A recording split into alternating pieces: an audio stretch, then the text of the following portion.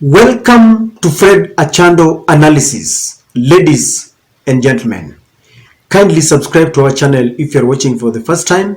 Click the notification bell and like our videos. It is morally and ethically unaccepted to fight women in our society, in the African setup.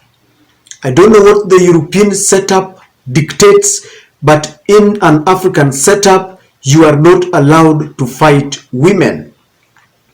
This is because women form a very significant part of our society, both economically and socially.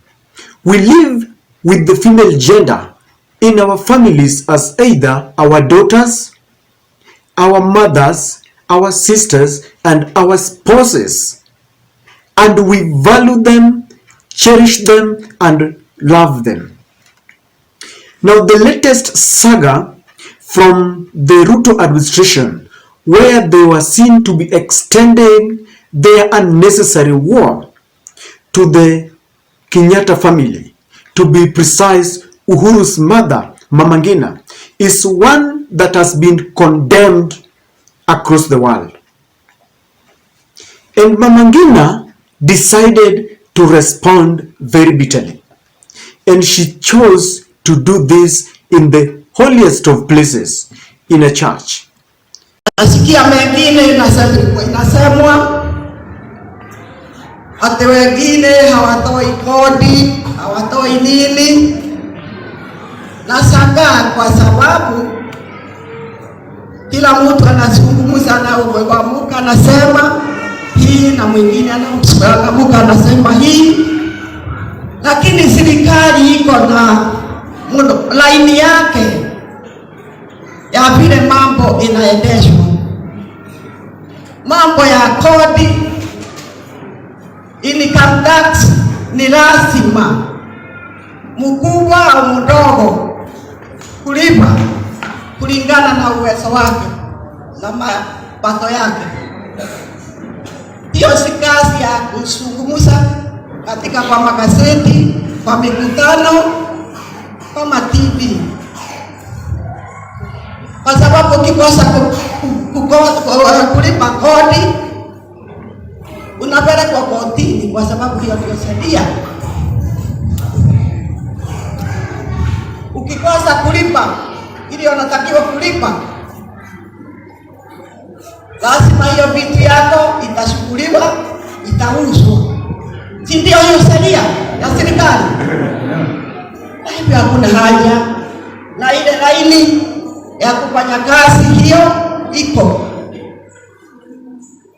Hakuna mambo ya ati kuharibia wale wengine majina na nini. Ndio watu wasikike ati wanafanya kazi, wanaendesha hivi. Hapana. Mtu asitakiwe alipe ile kitu anatakiwa kulipa.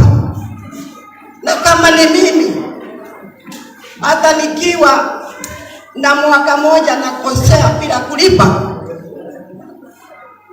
mali ishughuliwa ilipe ile tax, kwa sababu ni lazima. Kwa hivyo hakuna haja ya kufanya kazi ya siasa hivi na vile. Na hiyo sio kweli, na watu wanajua, hawasemi kweli. I listened to the voice of an old but a very strong granny, ready to support her family, ready to support her son, the former president Uhuru Kenyatta. Uhuru Kenyatta is now 61 years old. A leader, a former president, a father, a husband, a grandfather. He's now an elder. But with all these credentials, he is still the beloved son of Mama Ngina. And when Mama Ngina looks at him, she beholds a son. Because Mama Ngina is now 89 years old. And she feels very bad when her son is being harassed. So I watched a mother who is ready to do everything to defend her child against unnecessary accusations. Uchungu wa mwana ajuaye ni mzazi. Now that the father is not there, mzazi ambaye Uhuru amebaki na yeye is the mother. And if you listen to the passionate voice from the church, it reminds you of your mother. Ladies and gentlemen, Mama Ngina is trying to sanitize her name, the name of the family that has been maligned by some allegations that she does not pay taxes. And because they maligned her name in public, she chose to throw back the ball to the public. And she was saying in her statement that hata watu wanajua ya kwamba yale ambao wanasema ni urongo, that it is public knowledge that whatever Ruto and Rigathi Gachagua are perpetuating are all but fallacy and wrong. And so she decided to sanitize her name, and she did it in the holiest of places, in the church, to show that she was speaking nothing but the truth. The question that I want to ask you, Mama Ngina decided to throw back the ball to our courts, in the court of public opinion. Do you think Mama Ngina is speaking the truth? Between between William Ruto and Rigathi Gachagua and Mama Ngina family, who do you think is speaking the truth? You know, one thing about Mama Ngina is that she's a very powerful woman, but she takes a low profile. You rarely see Mama Ngina come out in the open and speak. Someone tells me that she can pull the triggers behind the curtain, but you will never see Mama Ngina talking. And when you see her come out, then it means she is really rattled. I also listened to a voice of a bitter woman, a bitter mother. She's bitter with William Ruto because, one, William Ruto is a young man, the age of her children. And when she remembers how Uhuru came to power back then, Mama Ngina was very instrumental, because back then Uhuru and William Ruto were facing some charges at The Hague, and she did anything and everything within her reach to ensure that they united together so that they could ascend to power, because this was going to act as immunity. And if you ask me, this is what helped William Ruto and Uhuru Kenyatta, and this is what saved them. And I think when she looks back in retrospect and she remembers the events that took place, she regrets. She's the one who helped William Ruto. Without her support, without her finances and resources that she used to ensure that William Ruto and Uhuru Kenyatta united together, and they united the two communities, the Kikuyu community and the Kalenjin community, to vote for them, maybe William Ruto would have not gone scot-free. He could be at The Hague. So Mama Ngina is rattled. That is the voice of the lady I listened to. She exposed William Ruto as a president who continues to play politics without proof, making allegations, insinuations, and innuendos that are baseless. Mama Ngina was reminding William Ruto that she has been a first lady, and she understands that paying tax is a responsibility of every Kenyan. It is like she's telling Ruto that you've just been a president for 6 months. I was there. I'm the founding mother of the nation, and I know that at the center of our developments, we must pay taxes. And I think that Mama Ngina understands that there is a law that exempted them from paying the taxes, and she knows very well that William Ruto can never win this by going public. And instead she's saying that if William Ruto knew very well that she's doing something culpable, then why can't William Ruto let the independent bodies that are supposed to deal with her to arrest her and arraign her in court? And she's saying that she is even ready to auction, to allow the government to auction some of her property to pay whatever they are claiming that she has not paid. And I think, if you ask me, Mama Ngina is right.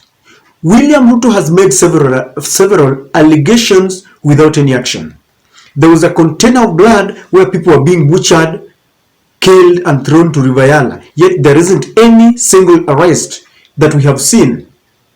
Uhuru Kenyatta wanted to kill Chebukati, yet he has refused to form a commission of inquiry so that we can know what happened inside Bomas. Open the server so that we can know who won. He has refused. He has been making allegations after allegations without any proof. So Mama Ngina is exposing Ruto as someone who has perpetuated playing politics with serious matters, and she was really not pleased about it. Mama Ngina is saying that she's being used as a scapegoat for pledges that have not been implemented. This is something that experts have said, that William Ruto and Rigathi Gachagua have resorted to blame game and escapism. Instead of facing head-on their challenges to bring the cost of living down, they continue to engage in blame game. We inherited a dilapidated economy. Tinga and Uhuru Kenyatta brought down this economy.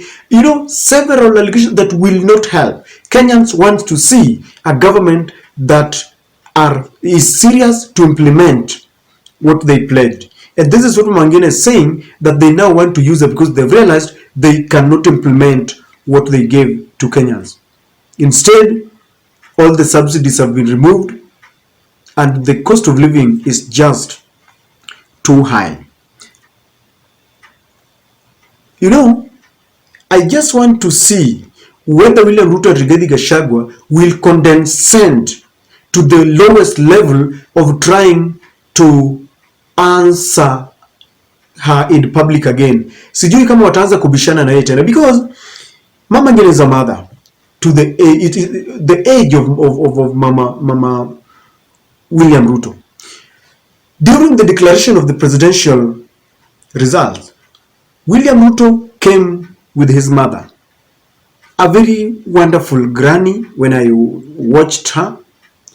And if William Ruto loves his mother the way I saw him parading her in Bomas, he must respect Uhuru's mother. Let me tell you something, ladies and gentlemen. If you want to know the wrath of a man, joke around with his mother. And if you want to know the wrath of a mother, try joking around with her children.